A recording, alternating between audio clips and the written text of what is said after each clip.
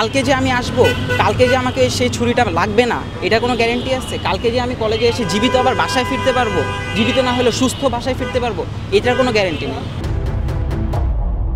আমি হলো গিয়ে যখন আসছিলাম রিক্সা দিয়ে আমাদের কলেজে আসার জন্য, তো তখন ঢাকা কলেজে 40 থেকে 50 জন শিক্ষার্থী আমাকে আটকায় এবং ওদের হাতে বেল্ট, হকি স্টিক, চাকু, ইভেন আরও ভয়ঙ্কর ধারালো অস্ত্র ছিল, যে ওরা ইভেন আমাকে স্টেপ করার চেষ্টা করে। আল্লাহর অশেষ রহমতে আমার স্টেপটা লাগেনি এবং আমি বেঁচে গিয়েছি। আর এছাড়াও হলো কি ওরা আমাকে বেদন মারে এবং মানে কোনো কারণ ছাড়া। আমি ওদেরকে চিনি না, আমি কয়েছি, ওরাও আমাকে চিনে না।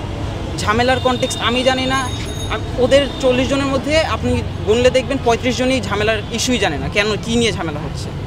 ওরা এমনভাবে মারে যেন ওরা এটা এনজয় করতেছে, দে জাস্ট এনজয়িং ইট। আর আমাদের এইগুলোর জন্য কলেজ অফ থাকে 2 দিন, 3 দিন, 4 দিন, এর আগে 7 দিন পর্যন্ত কলেজ অফ ছিল। আমি সব ঢাকা কলেজে স্টুডেন্টদের খারাপ বলছি না, একটু আগে ওদের বাস বের হয়েছে, ওদের 95% to 90% পোলাপান চলে যায়, কিন্তু কিছু বখাটে ছেলে মেয়ে, যেটা আমাদের সিটি কলেজেও আছে, এদের জন্য প্রতিবার এই ঝামেলা লাগে, মানুষের রাস্তায় ভোগান্তি আর আমাদের শিক্ষায় হ্যাম্পার হয়। এই যে ক্লাস অফ থাকবে এখন 2 দিন, এটা দিয়ে হ্যাম্পার আমাদের 2 কলেজের শিক্ষার্থীদের হয়।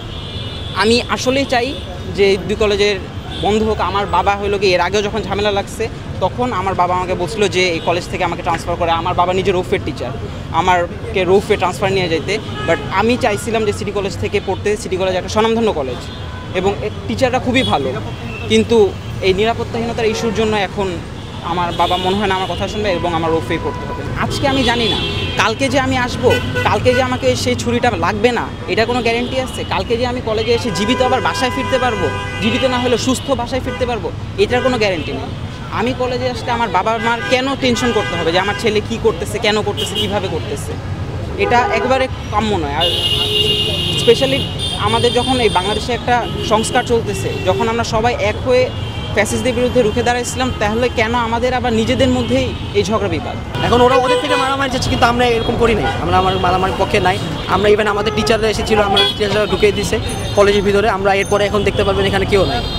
আপনাদের শিক্ষার্থীরা কোথায় আছেন? আমাদের শিক্ষার্থীরা ক্যাম্পাসের ভিতরে অবস্থান করছে। আমাদের শিক্ষার্থীরা সকল ক্যাম্পাসে অবস্থান করতেছে, কিন্তু ঢাকা কলেজের কেউ এই মুহূর্তে ক্যাম্পাসে অবস্থান করতেছে না। তারা এখনো চাইতেছে মারামারি করতে, আমাদের যে কাউরে ধরে মারতে।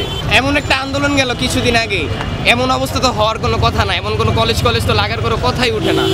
আমরা ইভেন কথাও বলতে গেছি কয়েকজন, ওরা আমরাও আন্দোলন করছি, তারাও আন্দোলন করছে। এখন শিক্ষার্থীদের রাগার কোনো কোয়েশ্চেন উঠে উইদাউট এনি রিজন?